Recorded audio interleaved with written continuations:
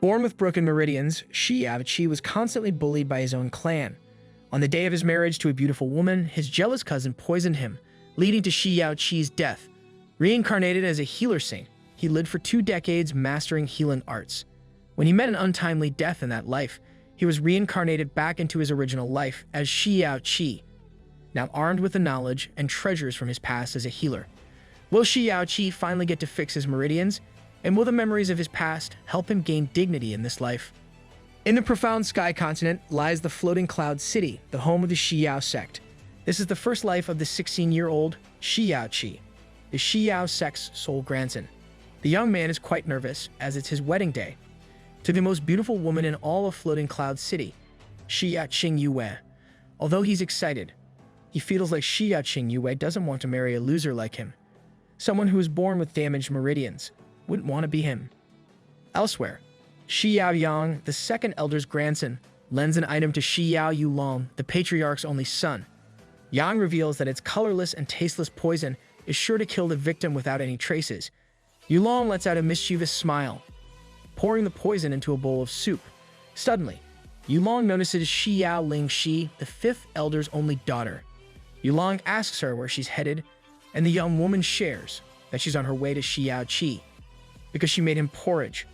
Yulong acts shocked, wondering why Xiao Lingxi is giving him something so thoughtless when Xiao Chi is about to consummate his marriage that night. Conveniently, Yulong whips out the bowl of soup, insisting that Xiao Chi consume it.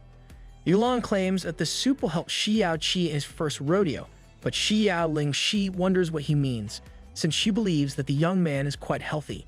Yulong stresses that Xiao Lingxi knows nothing about manly urges, so she should trust him. Besides, he would never harm his own brother. Too defensive there, but okay. Xiao Lingxi is a bit hesitant, but she accepts the soup anyway, saying that Yulong is acting a little odd for being caring towards Xiao Chi. Xiao Lingxi soon leaves, and Yulong curls his fist in spite, eager to kill his brother for taking Xia Ching Yu away from him. Meanwhile, Xiao Lingxi arrives in Xiao Chi's room. She hands him the soup, claiming that it will nourish him. The naive Xiao Chi humbly accepts it and gulps it down immediately, sending him into a dizzy state. Suddenly, Xiao Chi falls unconscious, which soon leads to his sudden death. Almost instantly, he gets reincarnated as a little infant in the azure cloud continent. As he helplessly cries on the ground, an old man notices him and decides to take him in, naming him Yun Chi. The old man claims that Yun Chi will be his disciple and will assist him in collecting herbs and healing the wounded. 20 years later, Yun Chi commits a tragic act of revenge, killing every living thing in his path. As he walks in a trail of blood, he claims that everyone he killed will be buried together with his master. Just then, Yun Chi hears the collective march of the angry mob, set out to kill him, but he's unfazed, knowing they're out to get him. However, Yun Chi realizes that he's trapped in endless cloudy cliff, leaving him with no choice but to confront his enemies. One of the men claims that Yun Chi used the heavenly poison bead to spread deadly poisons, causing huge casualties in the cloud continent. For this crime, the 7 great sects will kill him. However, Yun Chi, a disciple of the healer saint for 24 years, can see through the hypocrisy of these people. He tells them to stop acting righteous, as he knows that they merely want the heavenly poison bead for themselves. The men are ecstatic to know that the bead actually exists and it's right before them. Eager to claim it, they taunt Yun Chi, saying that he is not fit to own this divine treasure and that he should entrust it to them.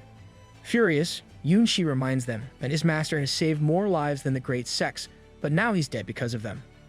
Enraged by the selfishness of these people, Yun Chi swallows the bead. The men are shocked, but this doesn't faze them, as they can easily cut him up. Psych. Yun Chi immediately throws himself into the endless cloudy cliff, knowing that they can never recover his body or the bead. As Yun Chi accepts his inevitable death, he claims that he has no attachments to his current life. His only regret is that he didn't get to avenge his master and find his birth parents. Suddenly, Yun Chi gets reincarnated, and surprisingly in Xiao Chi's body again. Well, that's convenient. Xiao Lingxi immediately embraces him, relieved to see him awake. Xiao Chi is just as surprised as he initially thought that he was good as dead.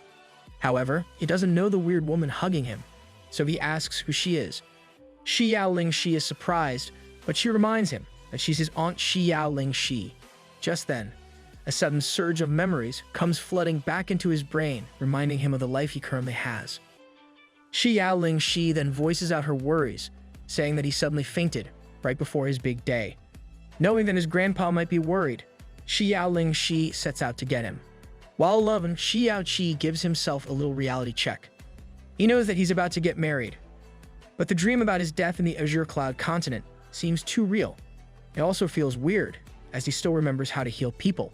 Just then, as Xiao Chi gazes at his palm, a bright symbol suddenly appears, emitting a strong beam of light. It seems like the heavenly poison bead has fused with his body, even through reincarnation. Unsure if any of this is real, Xiao Chi bites his tongue, the taste of the poison still lingering in his mouth. He's able to identify that this is the heart-shattering poison. He must have died because of it and got reincarnated back into his first life. Thanks to the bead fusing with his body, he got cured and was able to live. Although he's grateful to still be alive, he's a bit bummed that he was reincarnated back into his first life. It's not really the best option out there, but at least he's getting married to a beautiful girl. A win is a win. Just then, Xiao Chi's grandpa bursts into the room, running towards him with a worried face. He cries into the young man's arms, leading Xiao Chi to reassure him that he's fine. However, Xiao Chi reminds her father that Xiao Chi is getting married, so they shouldn't be taking his time. As they're about to leave the room, Xiao Chi notices the broken bowl on the floor, making her worried as she hasn't cleaned up. Just then, she asks how the soup tastes, which was prepared by none other than our boy, Yulong. Xiao Chi is shocked to know that his own brother set out to kill him, but at least he's armed with this knowledge. In the floating cloud city, a group of men gossip about Xiao Chi's big day. They are talking badly about Xiao Chi, saying he's not fit to marry such a beautiful bride because he can't even cultivate. They also laughed over the incident when Xiao Chi was forced to dispose of his own waste because the servant found it disgusting. As the men continue to talk, an old man joins in on the conversation, saying he feels sorry for the bride. However, one of the men only scoffs at his statement, knowing that Ching Yu won't marry an old fart anyway. However, the old man reminds them that he's a third-layer mystic elementary practitioner, and he can easily end Xiao Chi's life. Meanwhile, Xiao Chi helps Xiao Chi get dressed. Xiao Chi feels good about himself, knowing he was the healing saint in his past life. However, as Xiao Chi meets his escorts, he becomes shocked by their ugly faces. He refuses to bring these people to meet his future wife, thinking it would scare her away. However, Xiao Yang clarifies that Xiao Chi needs to stand out, and using these men as a comparison would increase his chances of getting complimented. To make matters worse, Xiao Yang has only prepared a mule to transport Xiao Chi. Xiao Chi is enraged, screaming at Xiao Yang for not respecting Xiao Chi and her father. However, Yang denies her allegations, justifying that he greatly honors the fifth elder, the strongest person in the floating cloud city. He also adds that all the horses in the sect are having diarrhea, leaving him with no choice but to use a mule. Of course, what great timing. Just then, Xiao Yulong walks into the scene, wondering what everyone is bickering about. Xiao Chi explains that the horses are all sick, but he's fine with using the mule. He cockily adds that he's willing to endure anything for his beautiful wife. Woof, man's rubbing it into Yulong's face. After everything gets settled, Yulong and Yang go on their way. Meanwhile, Xiao Chi is offended by Xiao Chi's compliance with the horrible circumstances. However, Xiao Chi breaks it to her that the two are working together, and Yulong wouldn't have helped him even if he could. Refusing to accept the treatment shown to Xiao Chi, Xiao Chi barges off to tell her father. However, Xiao Chi stops her, saying this will complicate his wedding. Xiao Chi mutters that it would be better if he didn't get married, but Xiao Chi fails to hear her. He asks what she said, but she brushes it off. Just then, Xiao Chi gets on his mule, bidding Xiao Chi goodbye to meet his future wife. As he walks away, Xiao Chi can't help but feel sad that he's getting married, a feeling that she can't seem to rationalize. Meanwhile, Xiao Chi sighs, thinking the circumstances would have been different if Xiao Chi weren't his aunt. Say what now? Elsewhere, Yulong and Yang observe Xiao Chi from a balcony. Out of nowhere, Yulong lands a strong blow on Yang's face, calling him a useless bastard. That's got to leave a mark. Yulong is enraged that Xiao Chi is still alive, as Yang promised him that the heart-shattering poison is sure to kill anyone. While Xiao Yang lies on the floor, he says he doesn't know how Xiao Chi is still alive. He adds that the young man fainted, but that he woke up like nothing happened. This provokes Yulong further, refusing to accept the crisis at hand. Yang tries calming him down, saying that they can still opt to kidnap the bride. However, Yulong only calls him an idiot, suggesting it's the dumbest idea ever. Although Xiao Chi is a wimp, Xiao Li, his grandpa, is a 10th layer spirit mystic cultivator, providing him with the utmost security. Suddenly, Yang gets his big brain moment. He claims that Yulong fails to see another angle, which might just give him what he wants. Yang explains that Ching Yu can't possibly like a loser like Xiao Chi, so it's safe to say that the marriage won't be consummated. However, with them being married, it would mean that Ching Yu would live with the Xiao sect, granting Yulong close proximity to her. He can then strike while the iron is hot, claiming her as his own. So Yulong is basically a side piece. Elsewhere, Xiao Chi parades on the streets with his escorts, the ground carpeted for miles. The men from earlier laugh upon spotting the young man, amused that he's riding a mule with a band of ogres. Xiao Chi scoffs at the men, boasting that he gets to marry the prettiest girl in the city, while they can only cry about it. Offended, the men spew out a bunch of horrible remarks saying that Xiao Chi can't cultivate, and that he's just relying on his influential family. Xiao Chi sarcastically acts scared, and then he summons his escorts, claiming that the men are harassing him. The escorts immediately rush to the rescue, using their deadly breaths to threaten the men. Their breaths are so bad that they send the men crying and puking for dear life. Suddenly, someone calls out to Xiao Chi, and it's Xia Yuanba, his gigantic brother-in-law. Despite just being 15, the young man towers above the scrawny Xiao Chi, and he almost crushes him with a hug. Just then, Yuanba overhears a group of women talking badly about Xiao Chi, saying that the mule only made him look more like a loser. Infuriated Yuanba calls them out, telling them to shut their trap. Just then, Xia Hongyi, the bride's father, suddenly appears before them. Xiao Chi immediately bows in respect, and the old man reminds him to take care of his daughter. Although he believes that Xiao Chi is barely talented, ouch, his father, Xiao Yang, was like a brother to him. He believes in the young man's potential, having personally known his father. As Hongyi leaves, he entrusts his daughter to Xiao Chi, and he also reminds him to pay no heed to useless rumors. Suddenly, Xiao Chi proudly proclaims that he will rise to the top and prove everyone wrong. Hongyi praises Xiao Chi for his determination, expressing confidence that Xiao Chi will become a great figure when the time is right. He then calls for his daughter Ching Yu. The beautiful bride emerges, adorned in exquisite silk and gold jewelry. Xiao Chi helps her into the palanquin, feeling an electrifying sensation upon touching her hand. He worries this will affect their marriage as he cannot touch Ching Yu. It doesn't take long for the two to arrive at the Xiao sect's residence. The sect's patriarch Xiao Yunhai can't care to be bothered by all the ceremonies. Outside, the people continue talking badly about Xiao Chi, but Ling Shi defends his name. Meanwhile, the elders are having the same thoughts, but they keep their voices low. Xiao Li, the first elder, congratulates Xiao Li for gaining an influential granddaughter-in-law. Xiao Li thanks Li and encourages him to celebrate with them.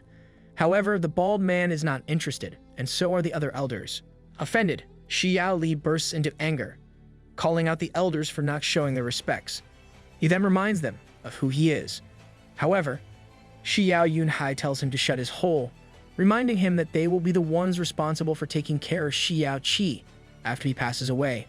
This response leaves Xiao Li and Xiao Chi in shock. Suddenly, an old woman mitigates the tension, telling them to excuse the newlywed couple into their quarters. Once alone, Ching Yu asks Xiao Chi if he feels bad for what happened, knowing that he's the reason why his grandpa was looked down upon. Xiao Chi doesn't answer her, but he does encourage her to take off her heavy jewelry because they seem heavy. As soon as Ching Yu takes off her veil, Xiao Chi is stunned by her effortless beauty.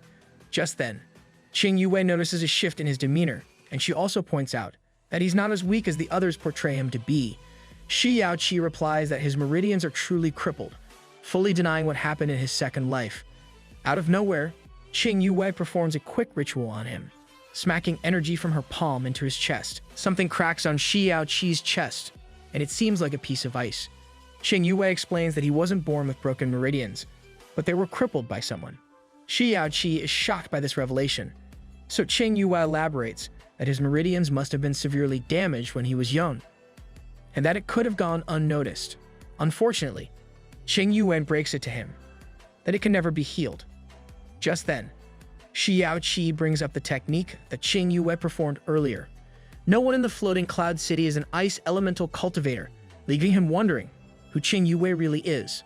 Suddenly, Ching Yu reveals that it's called the Icy Cloud Technique, something that she learned from the Icy Cloud Palace, one of the 4 greatest sects in the entire kingdom. Ching Yu says that only her father knows about her secret, but since Xiao Chi is her husband, he deserves to know.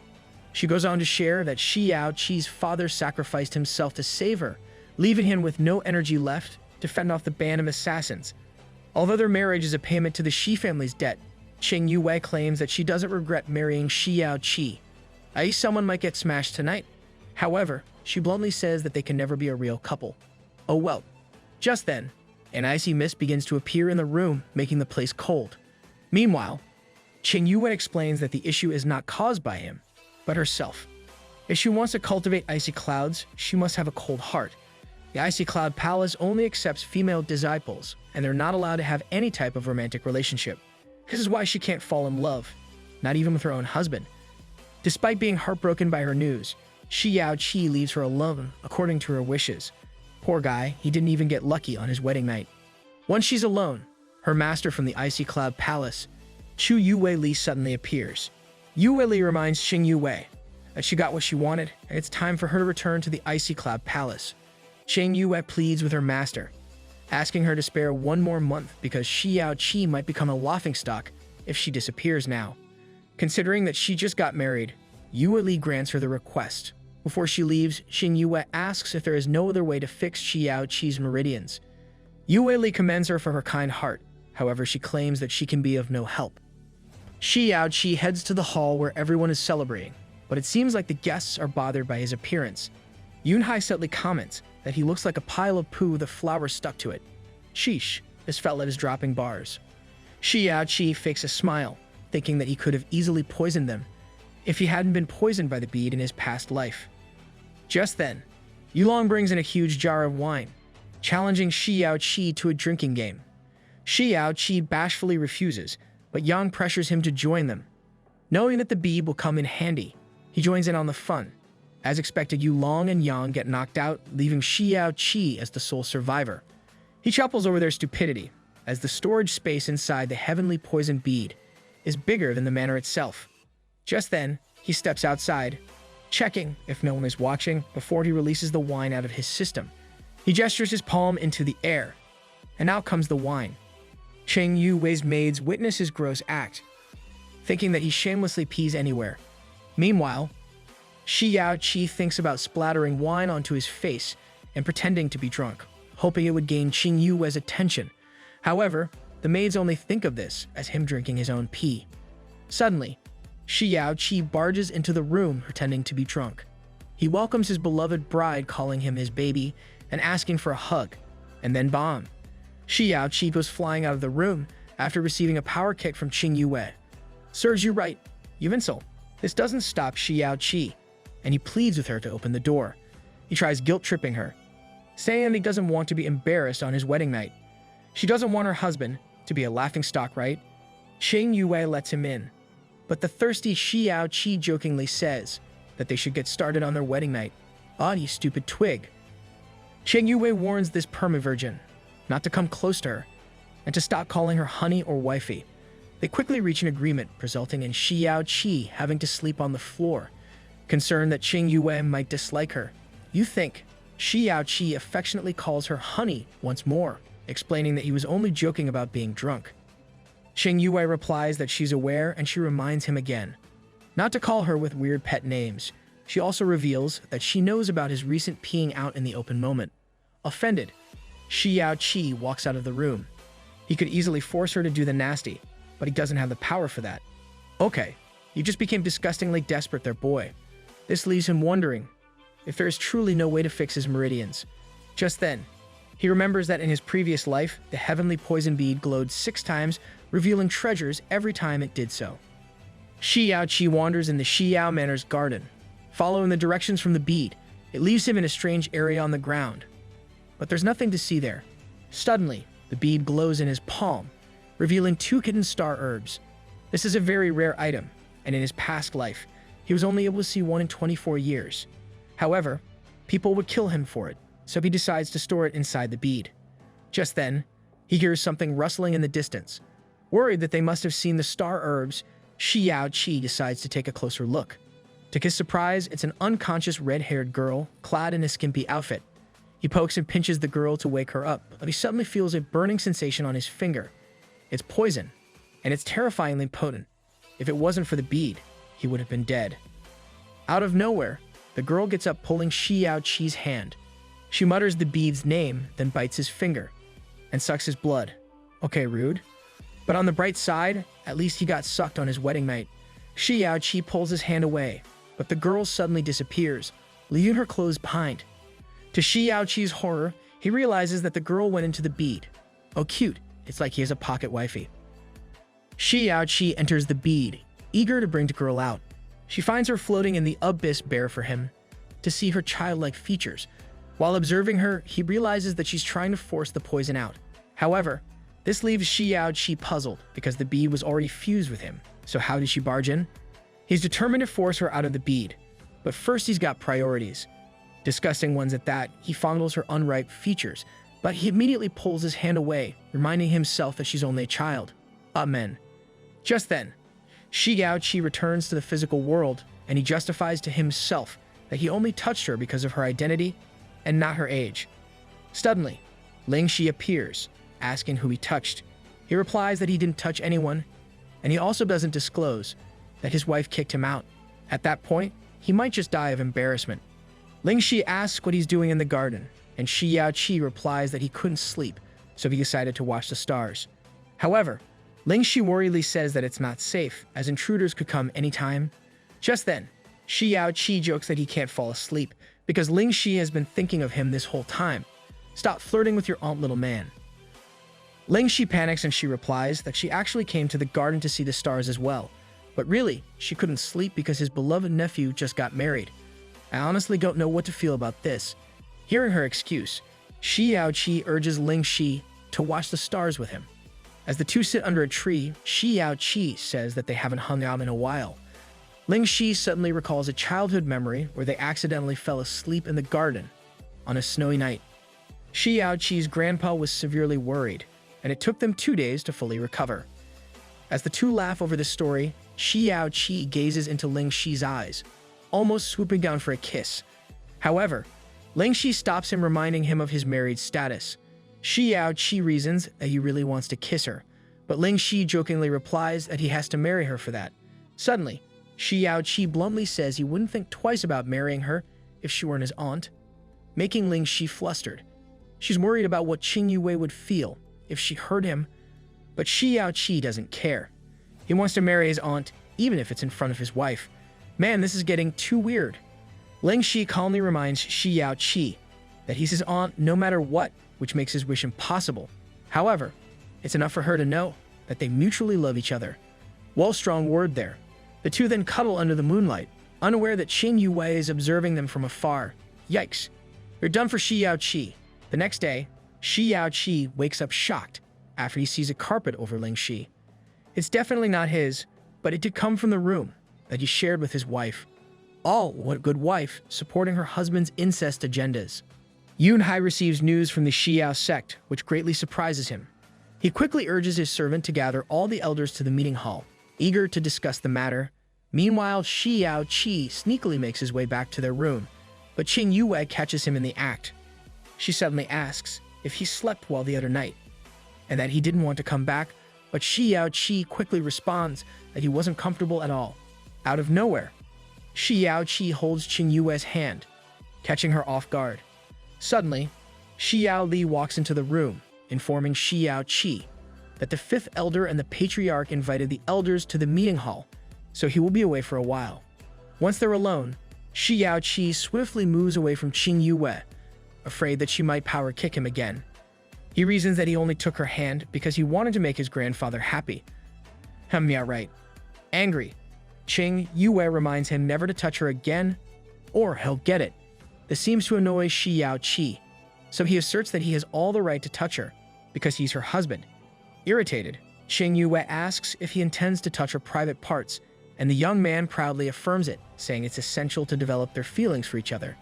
Did this guy just forget their entire conversation the night before? Suddenly, Xiao Che feels the room getting colder. To his horror, Ching Yu is going berserk, making Xiao Che eat his own cockiness. As he shakes in fear, he reassures Ching Yu that he's only joking, and he wouldn't dare to touch her. Tesk, maybe you really are a loser, Xiao Che. Meanwhile, Yun Hai and the elders are finally done with their meeting. He tells the men that they know the drill, and that they should inform their children about the news. One of the elders gets fired up, claiming he will ace this once-in-a-lifetime opportunity. One of the elders pokes fun at Xiao Li, hinting that someone's grandson is too much of a wimp to capitalize on the rare opportunity. Meanwhile, in the training area, Yang and a bunch of young gentlemen are training their heads off. Xiao Che happens to pass by and he wonders why they're all suddenly feeling the kung fu energy. Just then, Yang pretends to talk to an esteemed official, practicing a spell that might make him look good. Suddenly, Xiao Li approaches Xiao Che, the look of disappointment present on his face. Concerned, Xiao Che asks him what's wrong, and the old man replies that something big is happening to the Xiao sect. Xiao Li reveals that someone from the Xiao sect is visiting their little clan, which is a very rare occurrence. Compared to the Xiao sect, the Xiao clan is like that one distant relative that no one wants. The founder of the Xiao clan, Xiao Bia Li, is actually the son of Xiao Zheng, the elder of the Xiao sect's disciplinary hall. However, Xiao Bia Li was banished from the sect. Before Xiao Zheng died, he remembered his son and included in his will a provision allowing someone from the Xiao clan to join the sect. Yet only the most talented individuals are admitted to the sect, and with Xiao Che as Xiao Li's competitor, their chances look slim. Well, we definitely saw that coming. Meanwhile, it finally makes sense to Xiao Che why the young men were practicing to kiss the Xiao sect's bottoms. Xiao Li reassures his grandson that he doesn't have to feel pressured or sad about being selected, but Xiao Che replies that he doesn't feel that way at all. Suddenly, he urges Xiao Li to have breakfast with him. With Xiao Che and his grandfather gone, Yang immediately reports to Yulong, telling him that the coast is clear. Later on, Yulong approaches Ching Yu while she's cultivating. He showers her with compliments, saying that she's the most beautiful when she's meditating. However, Ching Yu simply dismisses him. Much to his surprise, must be that hairstyle. Realizing that playing the good guy won't do him any good, Yulong suddenly charges towards Ching Yu, challenging her to a little spar. However, Ching Yu is quick to smack his stupid face, sending him flying with a bleeding mouth. With a nonchalant expression, Ching Yu disses him, saying that he's not very good at one-on-ones. Wu burn.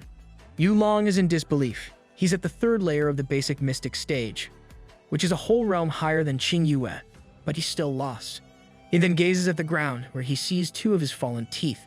Sheesh. Ching Yu goes hard. This leads Yulong to believe that the young woman is hiding her real strength.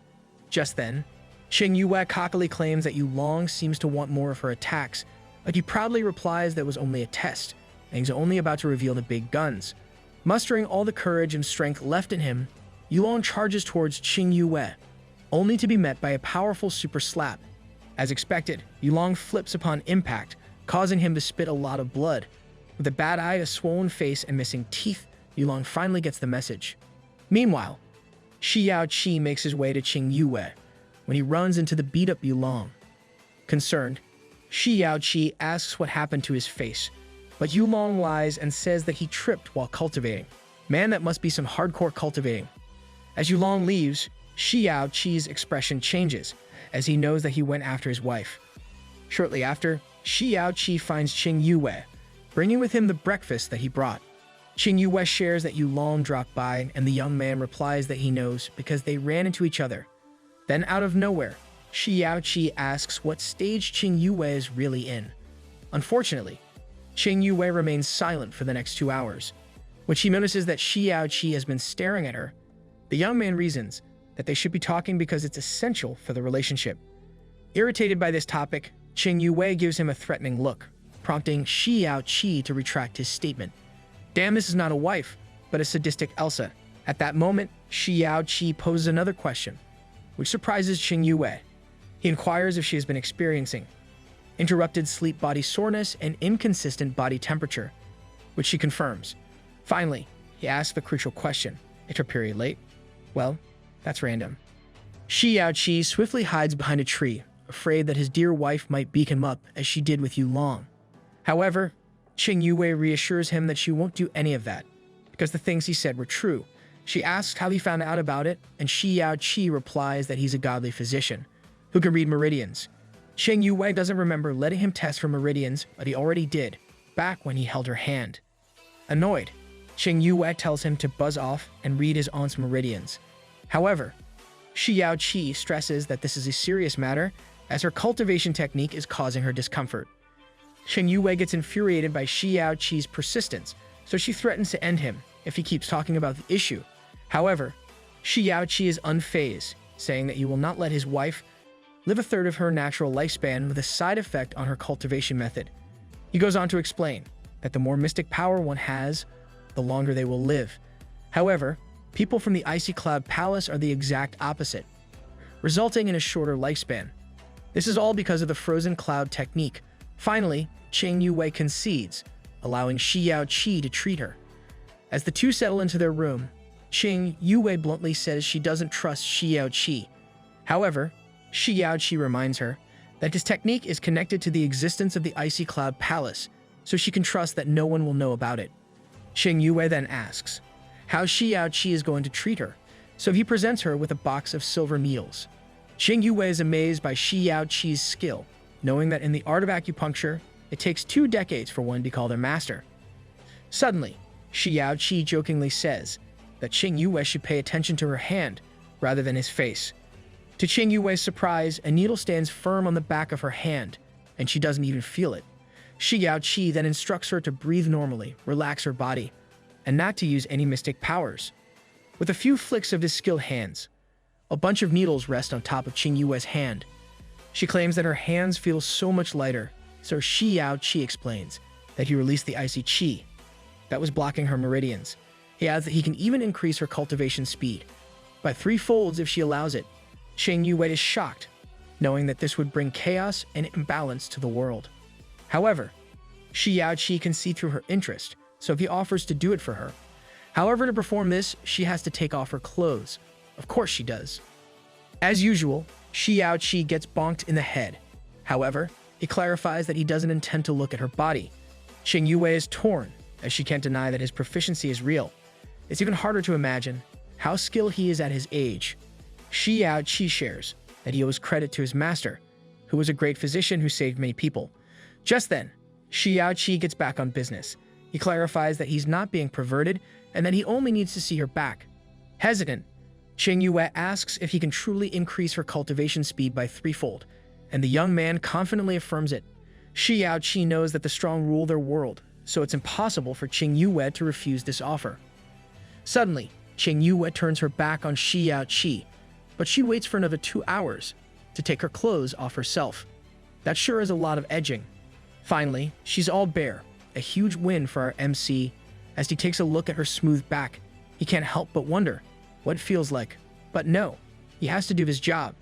Just then, Xiao Che jumps into action, inserting the needles at a very fast pace. As he gets busy, Ching Yu is impressed by his chivalry. Little does she know, the guy is a second away from falling into his own perverted thoughts.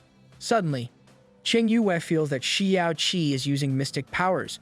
She then expresses her concern, as he doesn't have much mystic powers to begin with, which might harm him. However, Xiao Che reassures her that he can bear with it. But really, he's growing more exhausted by the minute.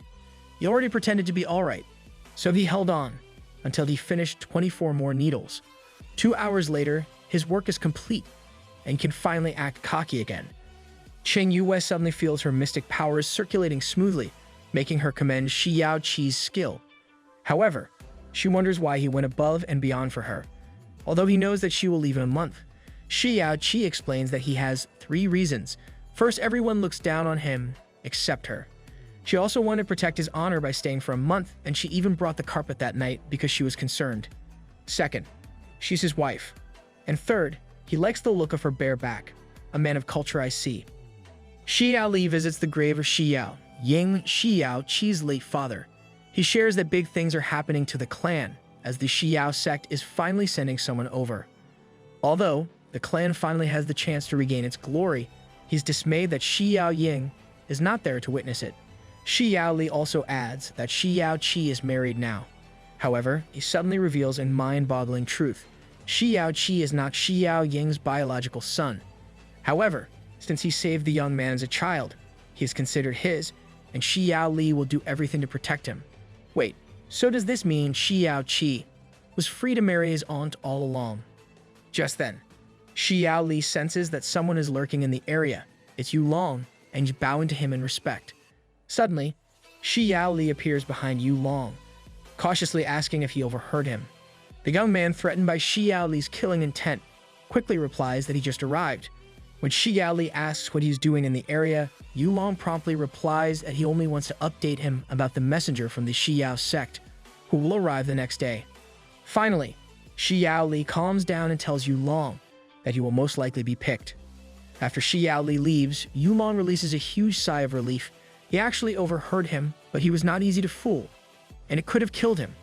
However, he now has an edge, knowing that Xiao Chi is not Xiao Ying's biological son. Meanwhile, everyone in the manor gets busy in preparation for the messenger's arrival. Xiao Li is in charge of the preparations, and he's very keen about it. He even tells the prettier servant girls to stand in front and hide the ugly ones. Meanwhile, Xiao Chi gets disturbed by the servants knocking, notifying him about the big event. However, he suddenly notices that the bed feels soft and cold. To his surprise, his hand was resting on top of Ching Yu's melons. Darn, his own subconscious is betraying him. Of course, the Xiao Chi receives a bonk in the head because of it. He suddenly justifies that it should at least be okay for him to touch her, as they're already married. However, Ching Yu clarifies that she only let him sleep on the bed because he was half dead out of exhaustion. But this doesn't mean that he's allowed to touch her. Tough life, man. Xiao Chi suddenly points out the swelling spot on his cheek, complaining that he can't possibly go out looking that way. Just then, Ching Yu heals it with a touch of her finger, making him shut up. Ching Yu suddenly remembers that the messenger from the Xiao sect will arrive that day, but she won't be attending the welcoming party. Xiao Chi wonders why, as everyone is dying to join. She only replies that the messenger, Xiao Yun, is a tyrant despite having mediocre cultivation. With this, she warns Xiao Chi to be cautious around him. Xiao Chi nods, and he can't help but feel a little giddy about his wife's concern for him.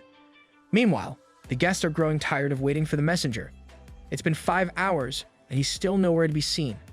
Suddenly, they are notified of the messenger's arrival, prompting everyone to put their game faces on.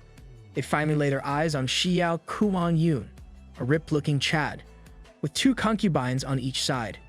The young men are envious of him, while the patriarch Yun Hai is eager to kiss his man whole.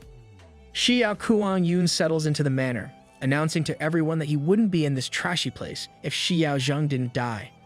Out of nowhere, he suddenly slaps one of his concubines, annoyed that she didn't start weeping when he mentioned the elder's death. Dude, what the hell is wrong with this guy? Everyone in the room is in shock, and they think to themselves that he's a merciless piece of crap. However, when Yu notices everyone's reaction, he angrily asks what their problem is. As desperate losers, everyone suddenly praises him for a well-delivered slap, just when you thought it couldn't get worse. Yun suddenly notifies Yun Hai to gather everyone in the main court the next day, as he intends to pick one person to take back to the sect. Everyone starts drooling over the thought of getting selected, and Xiao Chi can see right through it. Suddenly, Yun hands a gift to Yun Hai. It's a serving of mystic connecting powder, a rare commodity that can advance someone's cultivation speed. Everyone is shocked over the precious gift, as it shows just how rich the Xiao sect truly is. Meanwhile, Xiao Li is the most surprised, as the mystic connecting powder can also help with preparing Xiao Chi's Meridians. Just then, Yun Hai instructs Yu Long to show Yun around. Once the two are out and about, Yu Long tells Yun that their little city offers a lot of things, especially rare beauties. Yun takes offense to this, as it seems like Yu Long is implying that he's that type of guy. Defensive much? Of course, Yu Long also majors in kissing bottoms, so he asserts that Kuang Yun is noble. Suddenly, Kuang Yun is caught off guard by someone's presence, and it's none other than Ching Yu. Kuang Yun immediately asks for her identity, so Yu Long informs him of who she is, and that she's newly to his one cousin, Xiao Che. Kuang Yun claims that he should be the one who gets to claim her, not that trash Xiao Chi. But Yu Long is seething in jealousy, but he has to keep it together.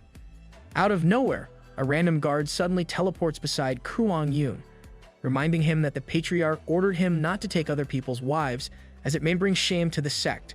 Well, that was an awkward reality check.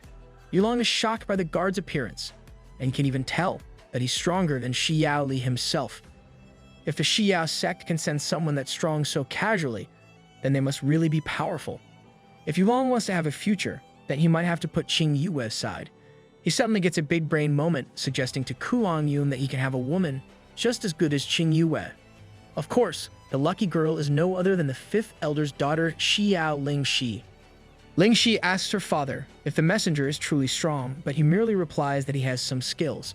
Just then, he tells Ling Shi not to come out of her room much, because Kuang Yun is far from nice. Suddenly, Ling Shi notices her father's distracted demeanor, so she asks what's wrong.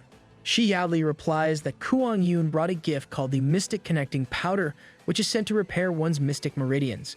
Ling Shi is amazed by the powder's powers, but Xiao Li tells her not to be bothered about it, since the clan treasures it so much.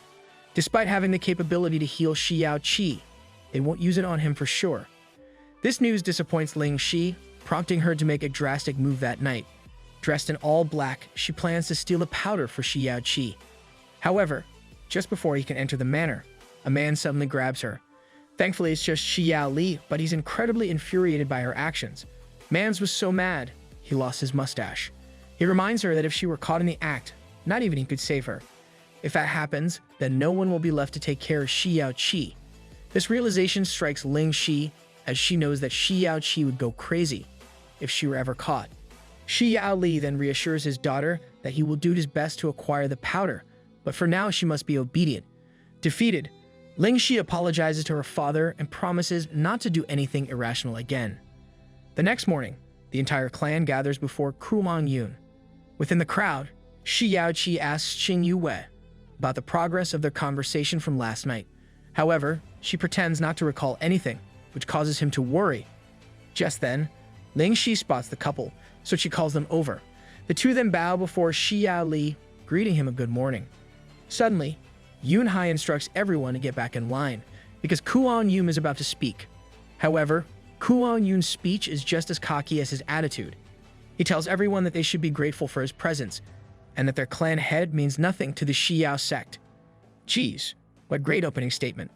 Despite Kuang Yun's derogatory remarks, Yun Hai fakes his reaction, making sure that he doesn't displease the man. Meanwhile, Xiao Chi and Ling Shi are shocked by Yun Hai's response to Kuang Yun's behavior. However, the ceremony continues and Kuang Yun announces that he is free to pick anyone from the crowd to bring back to the sect. He asserts that he won't select garbage, so everyone will be judged according to their mystic powers. Just then, he remembers that he's supposed to award the Mystic Connecting Powder to the winner, so he summons Yun Hai to hand it to him. Yun Hai suddenly acts worried, and he kneels on the ground asking for forgiveness. He claims that the powder disappeared this morning, causing everyone to be shocked. Xiao Li looks at Ling Shi with suspicion, but the young woman silently denies the allegation. Kuang Yun reacts badly to the incident, but he seems too theatrical about it. Xiao Chi sees through the act and things just don't make sense, because Yun Hai is too cautious of a man. Just then, Kuang Yun recalls that only the members of the clan were present when he brought the powder, so they must be only suspects. Yun Hai praises Kuang Yun for this wise realization, and he suggests that someone from the medicine house must have stolen it. However, Xiao Chi is not sold by this random idea, which confirms his speculation that the two were up to something. Kuang Yun then asks Yun Hai if the powder was stolen along with the box, and when the clan head affirms it, things fall into place. Kuang Yun claims that the box has a seal of mystic powers, and once it's activated, it can be traced. Kuang Yun immediately instructs his guard to do it, and once the box is located, the guard immediately busts towards it. While the guard is away, Yunhai promises to hand the culprit to Kuang Yun, so they may be punished. Kuang Yun mischievously laughs at the idea, thinking he will punish the so-called culprit in his bed. Man, every male character in this story gives me Major Grapey vibes. Suddenly, the guard returns, claiming that it was under the pillow of room 66. And what do you know? It conveniently happens to be Ling Shi's room. As soon as Kuang Yun lays eyes on Ling Shi, he is struck by her beauty, as she is everything Yu Long described her to be. He is quick to jump on the opportunity, instructing her guards to tie her up and bring her to his room. Seeing all of this unfold, Xiao Che cautiously thinks of what to do. The young men immediately gather around Ling Shi, ready to tie her up. As the scene intensifies, Xiao Li steps in with his cultivation, blowing everyone away. Yunhai is enraged by his actions, reminding him not to act rudely in front of Kuang Yun. Suddenly, one of Kuang Yun's powerful guards steps in, threatening to harm Xiao Li if he dares to defy his master. Xiao Li senses that the guard is way stronger than him, and if he fights him, things will only worsen. Because of this, he decides to take a diplomatic approach, telling Kuang Yun that his daughter is a kind girl, and all of this must be a misunderstanding. He then asks Kuang Yun to investigate the matter further. However, Kuang Yun claims the proof is solid, so there's no need for that. Meanwhile, the dramatic Yunhai blames Ling Shi, saying he's very disappointed in her for doing such a heinous act. He definitely got those acting skills from Wish. Ling Shi firmly replies that she didn't do it, and if she did, she would have admitted it. Suddenly, Yu Long intervenes, suggesting that Ling Shi must have stolen the powder for Xiao Che to fix his Meridians. Of course, the other desperate wannabes support Yu Long's statement, saying that this reasoning makes more sense. The pressure starts to stress Ling Shi, but Xiao Che holds her hand and reassures her that he will take care of everything. Really, man? In front of your wife? Suddenly, Xiao Che realizes that Yu Long has been part of the scheme all along. Since Kuang Yun has never seen Ling Shi before, it must be Yu Long who orchestrated the entire plan. Xiao Che glares at his devious cousin with intense anger, prompting Yu Long to challenge him to a fight. However, Xiao Che humiliates him by ignoring the challenge, and instead turns to Kuang Yun, boldly asking if he can raise some questions. Kuang Yun feels kind at the moment, so he allows Xiao Che to go ahead and ask. Quick to grab the opportunity, Xiao Che directs the question to Yunhai, asking just how valuable the gift is. The clan head replies that it is extremely valuable, something that is expected from the Xiao sect. Xiao Che then asks if Yunhai is cautious, and the old man is quick to affirm it. However, if he's cautious about a valuable gift, then why did he place it in the medicine house? Without any guards? Damn, this just became a trial in court. Xiao Che points his finger at Yunhai with unwavering conviction, demanding to know what he's been planning. Xiao Li is offended by Xiao Che's accusations, but the young man only tells the elder to take a chill pill because he's making Yunhai break up in cold sweats. True enough, Yunhai's balls are starting to shiver, realizing that his plan just backfired. Meanwhile, the crowd also notices the shift in Yunhai's mood, making them wonder if Xiao Che's words are actually true. Yunhai then responds that the medicine house is always full of staff, so he put the mystic connecting powder there to preserve its properties.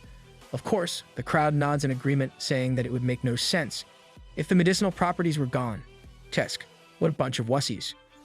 Suddenly, Xiao Che asks Yunhai to sniff the box, noting that the powder is known to have a fleshy smell. The elder confirms that it does smell fishy, prompting Xiao Li to pose another question. If the mystic connecting powder had truly been placed in the medicine house among all the herbs, shouldn't it have an herb-like smell? Yunhai freezes for a moment before claiming that his nose is stuffy, and he actually smells the herbs. However, Xiao Che reveals that he was bluffing about the herb-like smell, questioning where Yunhai suddenly detected it from. Xiao Che seems to have a talent for pissing people off. Just then, Xiao Che asserts that the clan head is inconsistent with his claims, leading him to conclude that he's lying. That panicking reaction from Yunhai makes him look constipated. Witnessing all this, Ling Shi can't help but adore her nephew for being wise. Well, it's not every day.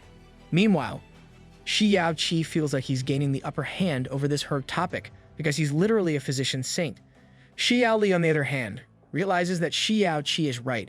However, the truth doesn't matter if they're up against tyrants like Kuang Yun.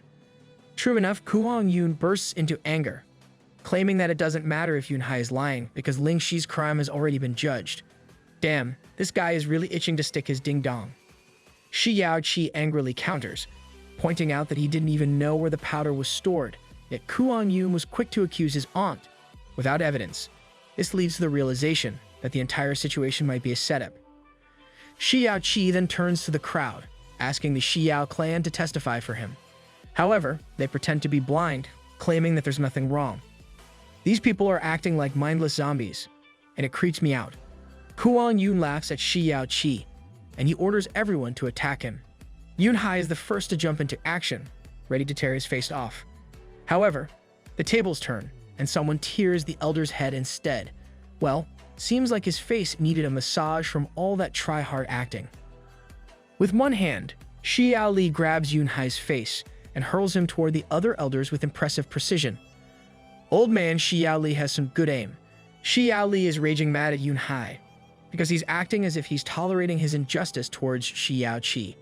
Having witnessed the incident, the crowd gasps over Xiao Li's powers, and they are once again reminded why he's labeled as the strongest person in the floating cloud city. Meanwhile, Xiao Che has overseen that his grandpa will be outnumbered if a fight breaks out. That's why he struck a plan with Ching Yu to ask for assistance from her master. However, Ching Yu has no idea where her master is, and she doesn't seem to care. Meanwhile, Xiao Li accused Xiao Li of rebelling against the clan. Xiao Li argues that he's only protecting his daughter and grandson for something that they didn't do, and he has no intentions of rebelling. However, Xiao Li remains firm, claiming that he doesn't believe him because he can be biased. This offends Xiao Li, so he proclaims that he has never done anything unjust in his entire life. Meanwhile, Yulong sees this as a chance to reveal a plot twist. He then accuses Xiao Li of lying to the clan for over a decade, and he pressures him to swear on his dead son that Xiao Che is his biological grandson. The old man is stunned, but he cannot deny the truth any further. He then tells Xiao Che that even though his blood doesn't run through his veins, he always sees him as his own family. Having learned the truth, Xiao Li persecutes Xiao Li, as he and the other elders have been fooled into raising a bastard for 16 whole years. Yunhai adds that if Yulong hadn't found out, then they could have cared for the bastard after Xiao Li passed. Meanwhile, Yulong laughs in satisfaction, knowing that his bloodline was never meant to be tainted by useless garbage. Just then, Kuang Yun urges the men to kick Xiao Che out. However, Xiao Che asserts that there's no need for it, as he will willingly leave, acknowledging the fact that he doesn't belong there. Before he goes, he turns to Xiao Li and kneels, saying that he will always be his grandson as long as he claims him. Well, that was intense. Xiao Che bangs his head on the ground, a respectful gesture known as kowtow. Although, I don't know if it's supposed to be that hard. Xiao Li sheds a tear, reassuring the young man that he will always be his grandson. Xiao Che then tells his grandpa and auntie to take care of themselves while he's gone. Ling Shi pleads for him to stay, but he doesn't really have a choice, because he's not strong enough to defend them. Finally, Xiao Che speaks to his wife, begging her to take care of his grandpa and aunt while he's away. She reassures him that she will, and with a heavy heart, Xiao Che sets off on his journey. However, Yulong stops him, claiming that his marriage to Ching Yu is not valid, because it was all based on his father's sacrifice. Since he's not the biological son, then their marriage should be revoked. If I know, you only want to claim dibs. As expected, everyone supports Yulong like a bunch of clucking seagulls. Meanwhile, Yunhai and Xiao Li demand Xiao Che to hand over the marriage papers before leaving. However, instead of giving it to them, the young man hands it to his wife, telling her not to let outsiders dwell in their business as a couple. If she wants a divorce, she can tear the paper up herself, but if she chooses to remain as his wife, then she can keep it. Meanwhile, Kuang Yun is enjoying the scene, as he can technically do anything that he wants with Ching Yu if she's nobody's wife. On the other hand, Yulong urges Ching Yu to tear the papers, reassuring her that the clan has a lot of eligible bachelors. However, she steers away from Yulong, making it clear that this matter is between her and her husband. Did she just say husband? Yulong is enraged that Ching Yu still recognizes Xiao Che as her husband. Ching Yu triggers him further, asking if he has any problems with her choices. Suddenly, Kuang Yun erupts in anger, claiming that it's not up to her to decide whether she gets a divorce or not. Wow, it seems like he's the one that got married. He quickly instructs his guard Xiao Ba to destroy the marriage papers. The guard lunges towards Ching Yu, but the young woman is unfazed. However, before Xiao Ba can even touch her, he suddenly freezes, his body covered in ice. Suddenly, a woman emerges from the sky, saying that the Xiao sect is bold for interfering with her disciple's marriage. The woman is none other than the frozen cloud maiden, Chu Yue Li. While the crowd is shocked to see her floating in the air, Yun Hai and Xiao Li are amazed that she reached the mystic void flight, a realm that is incredibly challenging to reach. Meanwhile, Xiao Ba is in disbelief, knowing that he is graced by the presence of one of the Frost Palace's 7 maidens. Unfortunately for the testosterone-driven Kuang Yun, he only sees another woman to shag. Suddenly, Xiao Ba slaps him hard, orienting him that Yue Li is from the Blue Wind Empire, one of the strongest sects in the world. Yue Li is only second to their matriarch, but even Kuang Yun would treat her with respect. Slap him some more Xiao Ba, he deserves that, and more. Kuang Yun realizes the weight of his actions, and he's starting to fear that he messed with Ching Yu, a disciple of the Frost Palace. Suddenly, Yue Li asks if they want to destroy her disciple's marriage papers, but Kuang Yun quickly denies it, saying that they are only joking around. It seems like his chances with Ching Yu are over, but at least he still has Ling Shi. He then promises himself to give her some good bet action to make up for his loss with Ching Yu. Jesus, can't this guy give it a rest? Suddenly, Yue Li reminds Ching Yu of the deal that they made. It has already been a month, and as promised, Ching Yu is to return to the Frost Palace. However, Ching Yu reasons that her husband left his grandpa and auntie in her care, but this doesn't seem to concern Yue Li's mind. Overhearing this makes Kuang Yun excited, as he wants Ling Shi all to himself. Ching Yu pleads with Yue Li to let her stay, but her master reminds her that she needs a frozen heart to cultivate. She adds that Xiao Chi is only her husband in name, and she doesn't have to feel guilty about leaving. However, Ching Yu remains persistent. Looks like someone is starting to catch feelings. Yue Li almost considers her disciple's plea, but Yulong interrupts, claiming that this is the clan's personal matter, and that she shouldn't meddle. He also reminds her that the Frost Palace's reputation might get tainted if she interferes with the business of other families. However, Yue Li doesn't care, as she doesn't like how matters are being handled. Meanwhile, Xiao Chi walks alone in the streets, hearing the townspeople gossip about him. Some speculate that he was bullied by a servant, while others think his wife kicked him out. Despite their words, Xiao Chi's mind is singularly focused on one thing: revenge. Yulong tried to poison him, suggested Kuang Yun go after his aunt, attempted to break his marriage, got him expelled from the clan, and ridiculed his grandfather. Man, that's a lot of strikes. However, Xiao Chi is not about to tolerate this injustice any further. He then retrieves the star herbs from the bead, eager to make Yulong wish he were dead instead. It's about time for retribution. That night, Xiao Chi uses the star herbs and sneaks back into the manor. For 2 hours, the herbs' effects will conceal his presence, energy, voice, odor, and aura. With this advantage, he easily slips past the guards, who are still gossiping about the day's events. As he ventures deeper into the manor, he feels grateful for his wife. Instead of facing Kuang Yun's direct punishment, Ling Shi has been imprisoned in the mountains, with Xiao Li by her side. With Ling Shi safe, Xiao Chi can now concentrate fully on taking his revenge. Meanwhile, Yan helps Yulong to his room after he's had too much to drink. Yang reminds Yulong not to forget him if he gets selected to join the sect, a prospect that seems increasingly likely. In his drunken state, Yulong boasts that Kuang Yun admired his intellect, even though his initial plan to sell Ling Shi failed. As they reach the room, Yulong curses Yue Li for thwarting his plans. He insists that he has already promised Kuang Yun and intends to fulfill that promise no matter the cost.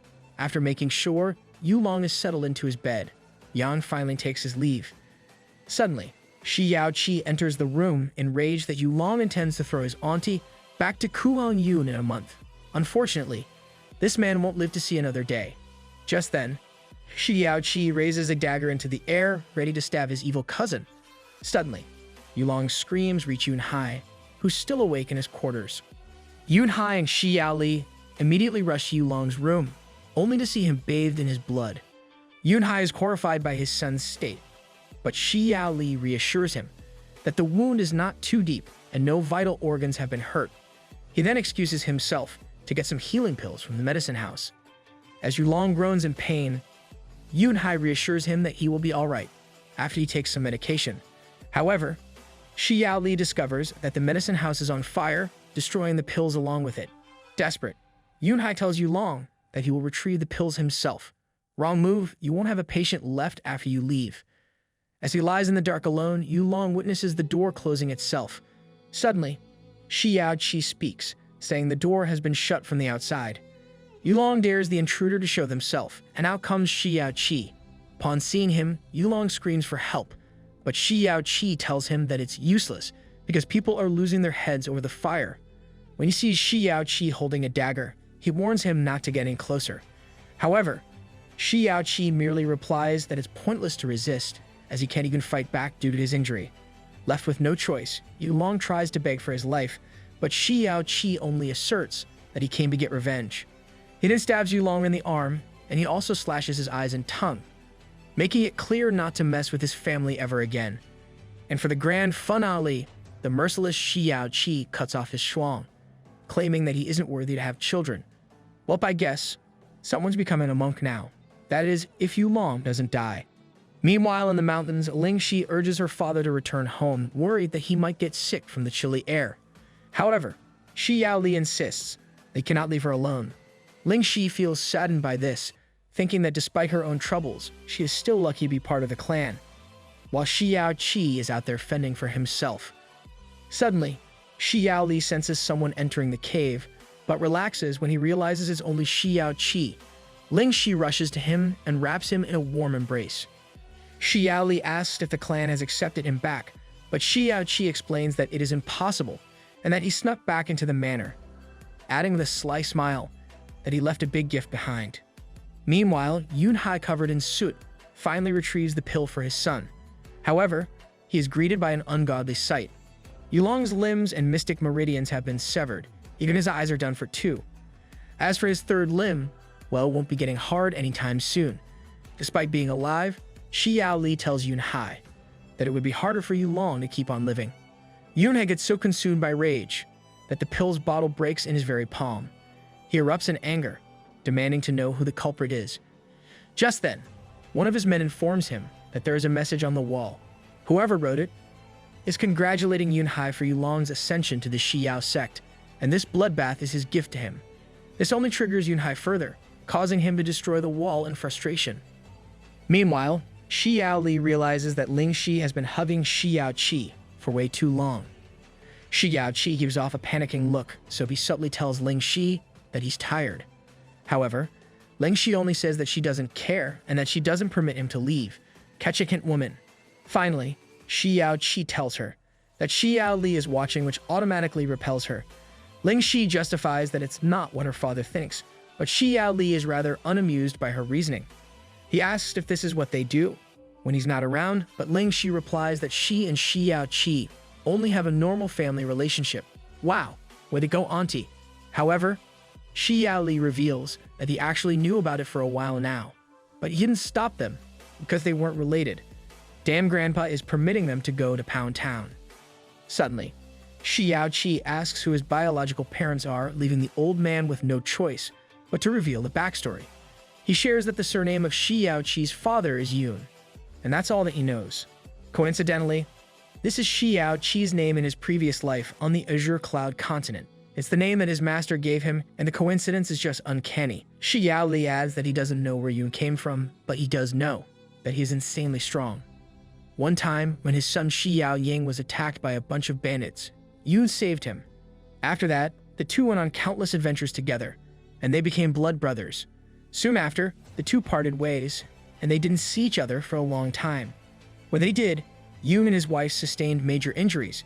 Xiao Ying wanted to heal them and offer a place to stay, but they refused, saying that their enemies were far too strong, and they didn't want him to be collateral damage. Xiao Ying is puzzled, trying to figure out who could be after them, as they are peerless in the floating cloud city. Eager to help his blood brother, Xiao Ying exchanged his son for Xiao Chi, and that's how he became Xiao Li's grandson. Lingxi interrupts with a correction, but Xiao Li continues his story. He claims that after Yun and his wife left, Xiao Ying begged for forgiveness from Xiao Li justifying that he could still have another child if it died. However, if Yoon's child dies, then his blood brother will have no children left in this world. Damn, that's some hardcore bromance right there.